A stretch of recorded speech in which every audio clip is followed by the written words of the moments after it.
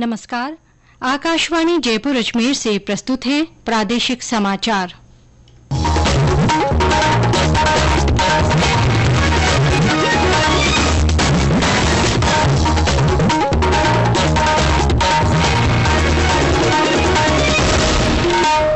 मुख्य समाचार। प्रधानमंत्री नरेंद्र मोदी ने अयोध्या में दीपोत्सव का शुभारंभ किया। कहा, भगवान श्री राम के मूल्यों को अपनाएं। 6 दिवसीय दीपोत्सव की श्रृंखला में आज रूप चतुर्दशी का उल्लास। राज्यपाल और मुख्यमंत्री ने प्रदेशवासियों को दीपावली की शुभकामनाएं दी। आयुष मंत्री सर्बानंद सोनोवाल ने कहा, बीमारियों को दूर करने में आयुर्वेद सहायक। इसरो ने ब्रिटिश कंपनी वनवेब के 36 उपग्रहों का सफल प्रक्षेपण किया। और भारत ने T20 विश्व कप में पाकिस्तान को 4 विकेट से हराया। विराट कोहली ने 82 रनों की नाबाद पारी खेली।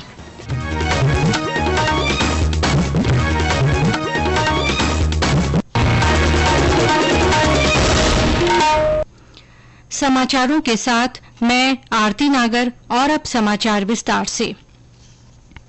प्रधानमंत्री नरेंद्र मोदी उत्तर प्रदेश के अयोध्या में दीपोत्सव समारोह में हिस्सा ले रहे हैं।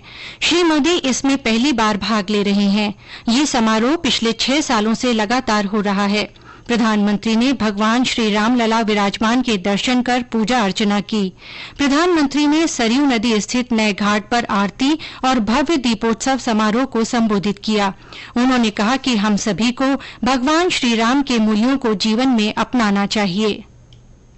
इस बार दीपावली एक ऐसे समय में आई है जब हमने कुछ समय पहले ही आजादी के 75 वर्ष पूरे किए हैं। हम आजादी का अमृत महोत्सव मना रहे हैं। आजादी के अमृत काल में भगवान राम जैसी संकल्प शक्ति देश को नई ऊंचाई पर ले जाएगी। भगवान राम ने अपने वचन में, अपने विचारों में, अपने शासन में, अपने प्रशासन में जिन मूल्यों को घड़ा, वो सबका साथ, सबका विकास की प्रेरणा है और सबका विश्वास, सबका प्रयास का आधार भी है। इससे पहले दीपोत्सव के अवसर पर अयोध्या में रामायण से संबंधित 16 भव्य झांकियां निकाली गईं। राज्यपाल कलराज मिश्र ने सभी को दीपावली, गोवर्धन पूजा और भैया दूज की बधाई तथा शुभकामनाएं दी हैं। राज्यपाल ने अपने संदेश में कहा कि ये पर्व खुशी, उमंग और उत्सव धर्मिता में सराबोर होने का अवसर है। अंधकार पर प्रकाश की विजय का प्रतीक है। उन्होंने कामना की है कि दीपावली का त्योहार प्रदेशवासियों के जीवन में धन धान्य, समृद्धि और खुशहाली लेकर आए। मुख्यमंत्री अशोक गहलोत ने भी प्रदेशवासियों को दीपोत्सव की शुभकामनाएं देते हुए इस पर्व को धूमधाम से मनाने की बात कही है।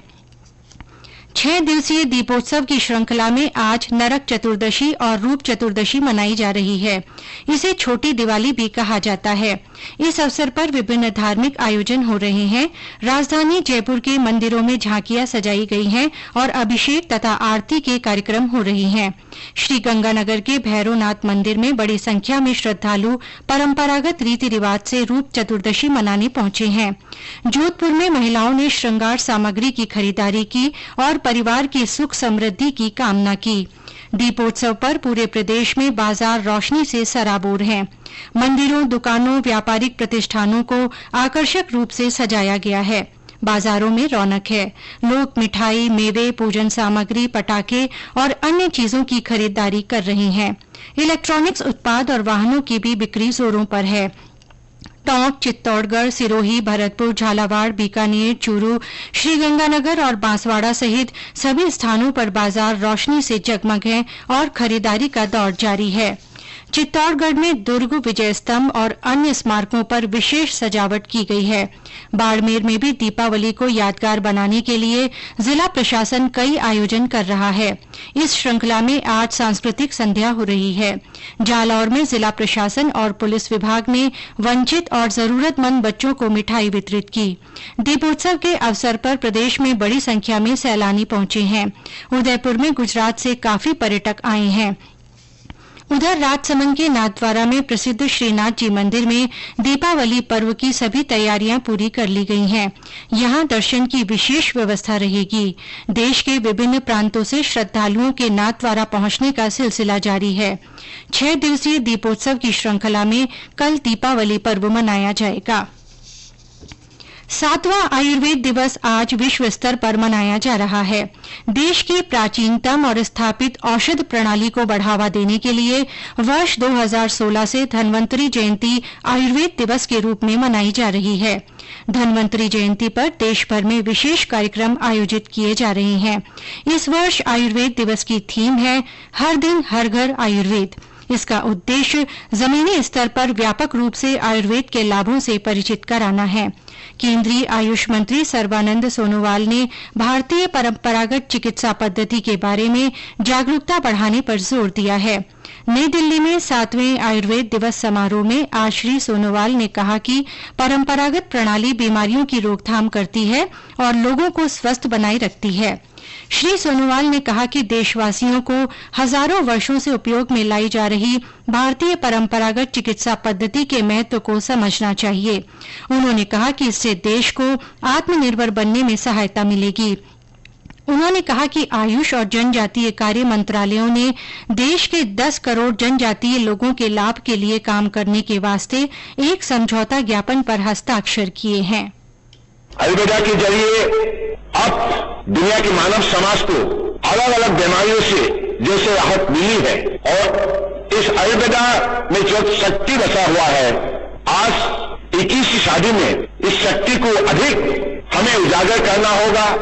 अधिक इस पर लोगों का बीच चर्चा का विषय बने, इस पर हमें ध्यान देना होगा। आज दोनों मंत्रालय के बीच में एक समझौता हुआ, tribal affairs and ministry of Ayush, और अगले दिनों में देश के अंदर 10 करोड़ ट्राइबल भाइयों बहनों के लिए हमारे दोनों मंत्रालय इस सेक्टर पर विशेष रूप से भूमिका निभाएंगे। इधर प्रदेश में भी आयुर्वेद दिवस पर कई कार्यक्रम हुए। भगवान धन्वंतरी के जन्मदिन को आयुर्वेद दिवस के रूप में मनाया जा रहा है। इस अवसर पर जयपुर के राष्ट्रीय आयुर्वेद संस्थान में कार्यक्रम आयोजित किया गया। बूंदी के जिला आयुर्वेद अस्पताल में धन्वंतरी जयंती मनाई गई। चूरू, सिरोही, झालावाड़ में भी अनेक स्थानों पर आयुर्वेद के जनक धन्वंतरी की पूजा अर्चना की गई। रोशनी और खुशियों के पर्व दीपोत्सव का उल्लास चारों ओर छाया हुआ है। ऐसे में दीपावली को सुरक्षित रूप से मनाना भी जरूरी है। जयपुर के राष्ट्रीय आयुर्वेद संस्थान मानद विश्वविद्यालय के सहायक आचार्य पुनीत चतुर्वेदी ने बताया कि इस दौरान खान पान में सावधानी बरतनी चाहिए। आयुर्वेद दिवस के अनुसार हमको दिवाली पे एक चीज हमको ध्यान रखनी है। सर्वप्रथम हमको नशीले पदार्थों से दूर रहना है, क्योंकि दिवाली का मतलब है हमको अंधेरे से उजाले की ओर ले जाना। उसके साथ साथ भोजन की मात्रा का भी हमको दिवाली पे ध्यान रखना है। मिठाई भी खा रहे हैं तो हम लोगों को ध्यान रखना है घर की जो मिठाई है का उपयोग हम लोग मैक्सिमम करें। इस दिवाली पे हम सभी लोग एक संकल्प लें, ग्रीन दिवाली मनाएंगे और अपने स्वास्थ्य का लाभ उठाएंगे। ये अस्थमा के जो पेशेंट है उनको ध्यान रखना है, वो ज्यादातर जब भी वातावरण प्रदूषण हो रहा है तो उस टाइम मास्क का उपयोग करेंगे तो बेहतर है। इसके साथ साथ आयुर्वेद में जो लस्सी की विधि है, बाहर जब भी वो निकले हनु तेल या तिल का तेल है वो नाक में डालें। तो इस दिवाली को हमको दोष मुक्त बनाना है, तो इन उपायों को हम लोग अपनाएं। ये समाचार आकाशवाणी जयपुर अजमेर से प्रसारित किए जा रहे हैं। भारतीय अंतरिक्ष अनुसंधान संगठन इसरो ने आज तड़के अपने पहले वाणिज्यिक मिशन के तहत 36 उपग्रहों का सफल प्रक्षेपण किया। ब्रिटिश कंपनी वनवेब के उपग्रह आंध्र प्रदेश में श्रीहरिकोटा के सतीश धवन अंतरिक्ष केंद्र से छोड़े गए। इस मिशन से दूरसंचार और संबंधित सेवाओं की क्षमता बढ़ेगी। प्रधानमंत्री नरेंद्र मोदी ने उपग्रहों के सफल प्रक्षेपण पर इसरो को बधाई दी है। उन्होंने ट्वीट कर कहा है कि ये आत्मनिर्भरता का एक और उदाहरण है। उन्होंने कहा कि इससे वैश्विक वाणिज्यिक प्रक्षेपण सेवा बाजार में देश की प्रतिस्पर्धात्मक क्षमता बढ़ेगी। प्रक्षेपण के बाद इसरो प्रमुख डॉक्टर एस सोमनाथ ने संवाददाताओं से बातचीत में कहा कि चंद्रयान 3 का प्रक्षेपण अगले साल जून में होने की संभावना है। उन्होंने कहा कि चंद्रयान 3 तैयार है, इसका परीक्षण लगभग पूरा हो चुका है। डॉक्टर सोमनाथ ने बताया कि प्रक्षेपण के लिए 2 स्लॉट उपलब्ध हैं, पहला फरवरी में और दूसरा जून में।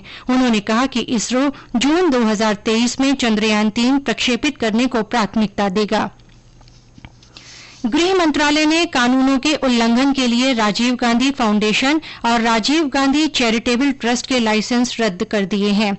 इन्हें विदेशी अंशदान विनियमन अधिनियम के अंतर्गत रद्द किया गया है।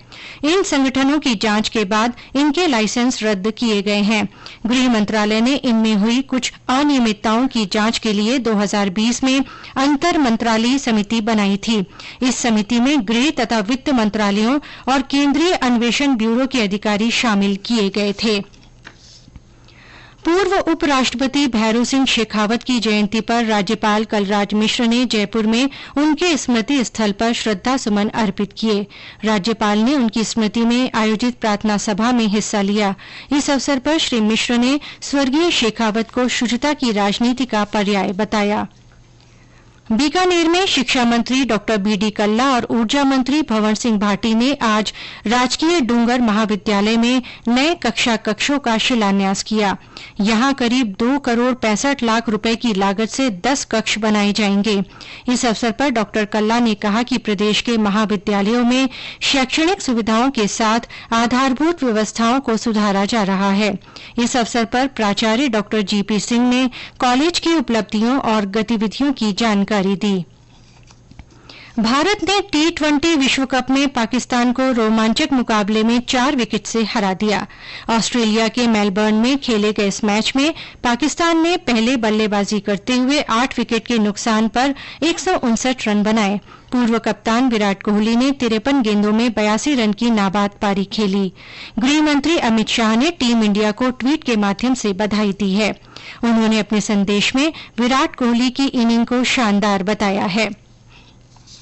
वृंदावन के इस्कॉन मंदिर से शुरू हुई विदेशियों की ब्रज पदयात्रा आज भरतपुर के तीर्थराज विमल कुंड पहुंची। हमारे संवाददाता ने बताया कि इस दल में कई देशों के श्रद्धालु शामिल हैं। वृंदावन के इस्कॉन मंदिर से शुरू हुई विदेशी भक्तों की ब्रज यात्रा भरतपुर के तीर्थराज विमल कुंड पहुंची, जब भक्तों ने पदयात्रियों का स्वागत किया। लोकनाथ स्वामी के नेतृत्व में निकाली गई 38वीं ब्रज यात्रा में अमेरिका, कनाडा, फ्रांस, मलेशिया, रूस, श्रीलंका, मालदीव, बांग्लादेश, ऑस्ट्रेलिया सहित अन्य देशों के विदेशी भक्त श्री कृष्ण संकीर्तन करते हुए पहुंचे तो धार्मिक नगरी विमल कुंड में राधे राधे के जयकारे गूंज उठे। इस दौरान विदेशी भक्तों ने ब्रज के गीतों पर नृत्य कर भगवान श्री कृष्ण राधा के प्रति अपनी आस्था प्रकट की। विदेशी पदयात्रियों का यह दल 3 दिन तक तीर्थराज विमल कुंड के पालों में प्रवास करेगा और फिर कीर्तन करते हुए पदयात्री आगे ब्रज यात्रा करते हुए वापस वृंदावन धाम पहुंचेंगे। शिव कुमार वशिष्ठ, आकाशवाणी समाचार, भरतपुर। प्रधानमंत्री नरेंद्र मोदी 30 अक्टूबर को आकाशवाणी के मन की बात कार्यक्रम में अपने विचार साझा करेंगे।